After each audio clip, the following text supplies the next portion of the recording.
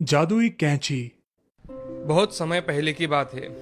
रामपुर नाम के गांव में श्याम नाम का दर्जी अपनी पत्नी और दो बेटियों के साथ रहा करता था।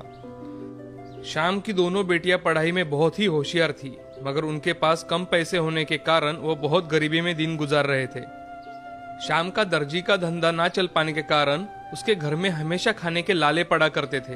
अब एक दिन ऐसे ही श्याम दुकान में काम कर रहा था, तभी एक आदमी, अरे श्याम भाई क्या कर रहे हो? अरे कुछ नहीं भाई, थोड़ा काम था वही कर रहा हूँ। तुम बताओ कैसे आना हुआ? मेरा शर्ट लेने आया था भाई, सिल के हुआ है कि नहीं अभी तक? हाँ हाँ हो गया है यार, तू दोस्त है इसलिए मेरे पास कपड़े सिलने डालता है। अभी तो मेरे ग्राहक भी बहुत कम हो गए हैं, कुछ समझ नहीं आ रहा क्या करूँ। सब्र कर, वक्त के साथ सब ठीक हो जाएगा। ये धंधा हर रोज एक जैसा नहीं होता, आज अच्छा है तो कल बुरा। तुम सब्र रखो मेरे भाई। हाँ, अब सब्र के अलावा कुछ कर भी तो नहीं सकते। ये लो तुम्हारी शर्ट। ऐसा कहकर सुभाष वहां से चला जाता है। शाम सोच में पड़ जाता है। थोड़ी देर में वो सोचते सोचते अपने घर चला जाता है। तभी सावित्री शाम को सोच में डूबा देख, अजी सुनते हो, मैं एक बाबा को जानती हूँ, वो हमारी मदद जरूर करेंगे। मैंने तुम्हें कितनी बार बताया है सावित्री, ये सब बातें कुछ काम की नहीं होती। मैं कह रही हूँ इसीलिए एक बार साथ चलेंगे तो आपको पता चलेगा कि वो कितने सिद्ध बाबा है। हाँ अच्छा ठीक है। ऐसा कहकर सावित्री शाम को मना लेती है और दोनों सिद्ध बाबा के पास चले जाते हैं।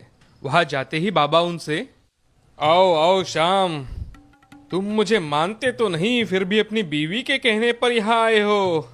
बाबा ऐसी बात नहीं है, मेरा इन सब बातों पर विश्वास नहीं है। अच्छा ठीक है बच्चा, तुम्हें क्या समस्या है ये तो बताओ जरा।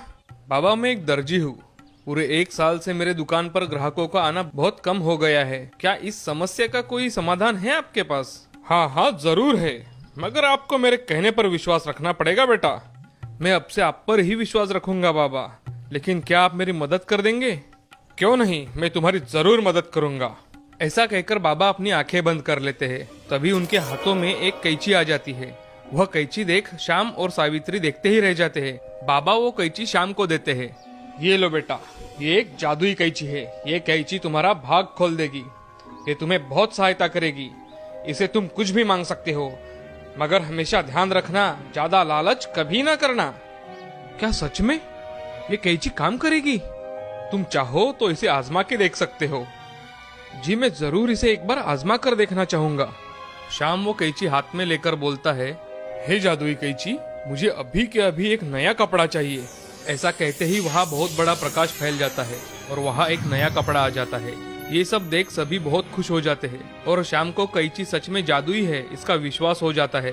तभी श्याम बाबा से, बाबा आपका बहुत बहुत धन्यवाद, आपने मेरी बहुत सहायता की है।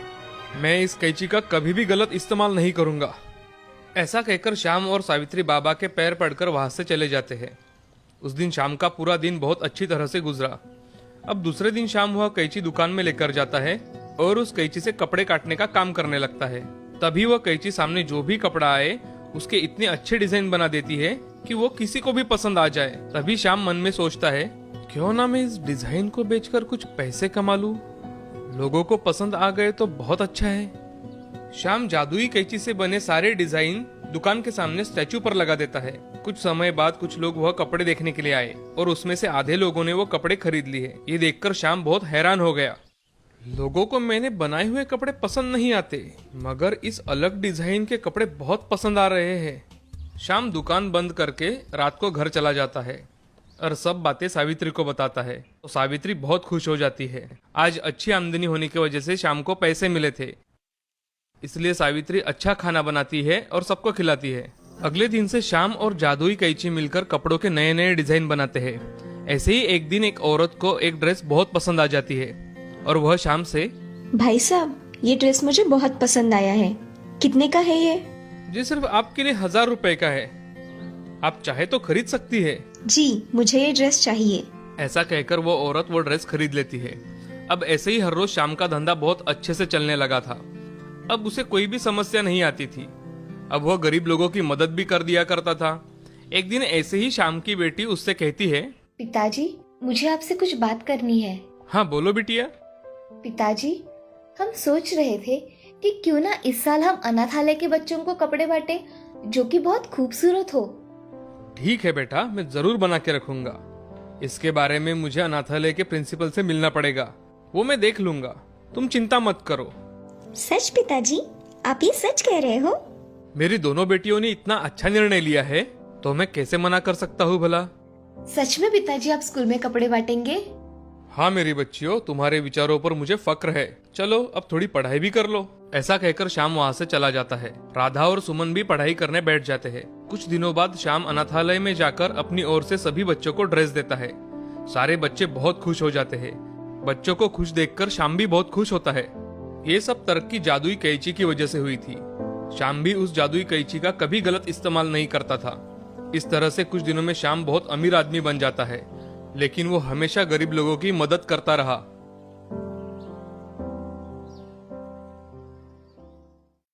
इस कहानी से हमें ये सीख मिलती है कि जिंदगी में हमेशा दूसरों की मदद करनी चाहिए। हमेशा दूसरों की मदद करने वाले लोगों की भगवान भी मदद करता है।